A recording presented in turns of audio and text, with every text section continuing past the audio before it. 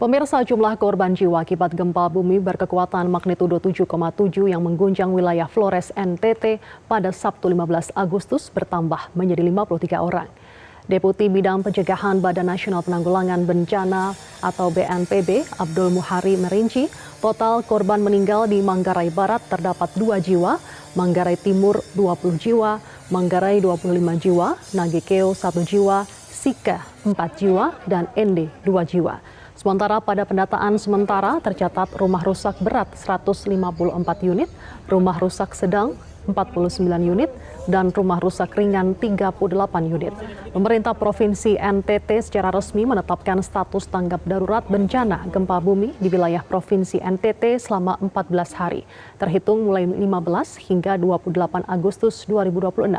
Penetapan status tanggap darurat dilakukan untuk mempercepat penanganan dampak bencana, sekaligus mempermudah akses, koordinasi, dan komunikasi antar pihak dalam mengerahkan seluruh sumber daya yang tersedia.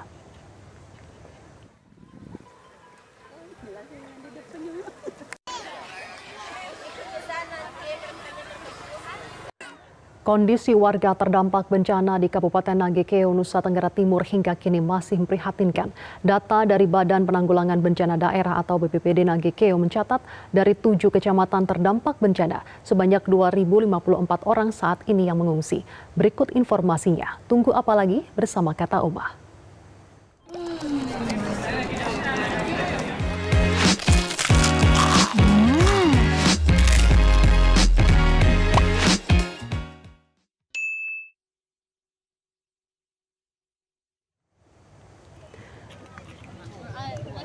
Di sejumlah lokasi pengungsian termasuk di lapangan Berdikari, warga mengeluhkan keterbatasan kebutuhan dasar.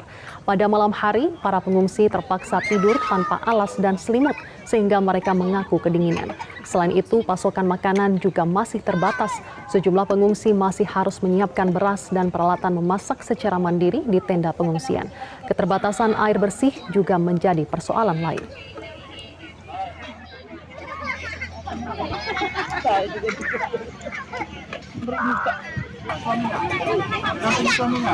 Killers Maumere hingga kini masih dirawat di tenda darurat. Kondisi ini terjadi karena baik dari pihak rumah sakit ataupun para pasien merasa lebih nyaman bertahan di luar gedung dengan tenda darurat terbuka guna menghindari resiko gempa susulan. Selain itu, bangunan rumah sakit juga belum sepenuhnya aman untuk digunakan. Para tenaga kesehatan terus memberikan pelayanan meski fasilitas serba terbatas.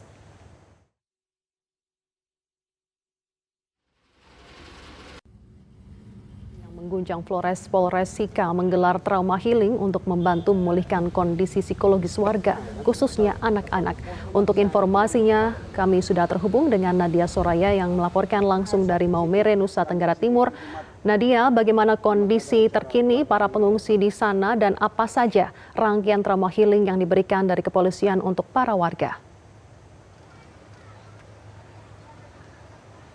Ya Fatma, 1 hari pasca gempa tektonik bermagnitudo 7,7 yang mengguncang Pulau Flores, hingga saat ini sejumlah warga masih terus mengungsi, begitu salah satunya di lokasi saya mengabarkan saat ini di lapangan Gelora Samador, Kabupaten Sika, tepatnya di Maumere begitu. Dan memang tadi baru saja selesai digelar untuk proses trauma healing, di mana kalau kita melihat trauma healing yang digelar begitu ya dari Polres Sika ini tadi tidak hanya sekedar memberikan wadah hiburan begitu kepada anak-anak di sini, tapi juga ada bercerita dan juga membagikan hadiah. Dan tadi kami sempat berbincang begitu dengan Kapolres Sika AKBP Bambang Supeno yang mengatakan memang untuk trauma healing ini ditujukan kepada anak-anak yang dari balita hingga bahkan masih ada yang berusia sekitar 5 bulan begitu.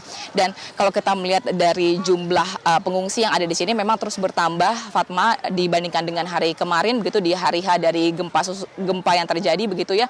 Ini ada sekitar 800 pengungsi dan hari ini jumlahnya menurut Dinas Sosial dan juga BPBD ini bertambah menjadi 1.326 warga. Dan dari program trauma healing tersebut ini rencananya akan terus dilakukan setiap harinya begitu, karena melihat dari warga yang mengungsi di Gelora Samador ini, memang rata-rata mereka mayoritas merupakan warga yang berasal dari daerah pesisir, dan mereka memang mengatakan trauma yang berkepanjangan ini masih terus terjadi begitu, karena memang saat guncangan gempa tersebut terjadi ini sangat terasa hingga ke rumah mereka, meskipun hingga saat ini sejumlah rumah yang ada di daerah pesisir seperti di Wuring begitu ya memang tidak runtuh begitu, tapi ada trauma berkepanjangan dari gempa yang terjadi sebelumnya begitu, tepatnya pada tahun 1992. Dan untuk lebih jelasnya terkait dengan bagaimana program trauma healing yang akan terus digelar dari Polres Sika ke depannya, berikut kita simak tanggapan ataupun statement dari Kapolres Sika AKBP Bambang Supeno berikut ini. Sampai saat ini ya khususnya anak-anak dan orang tua masih trauma dengan kejadian kemarin, karena mereka tinggal di daerah pesisir ya, mereka masih trauma terutama pada saat malam hari. Mungkin perlahan nanti kita akan sampaikan dengan cara trauma healing ini, menyampaikan bahwa mudah-mudahan pasca gempa ini sudah tidak terjadi lagi, dan kita akan sampaikan.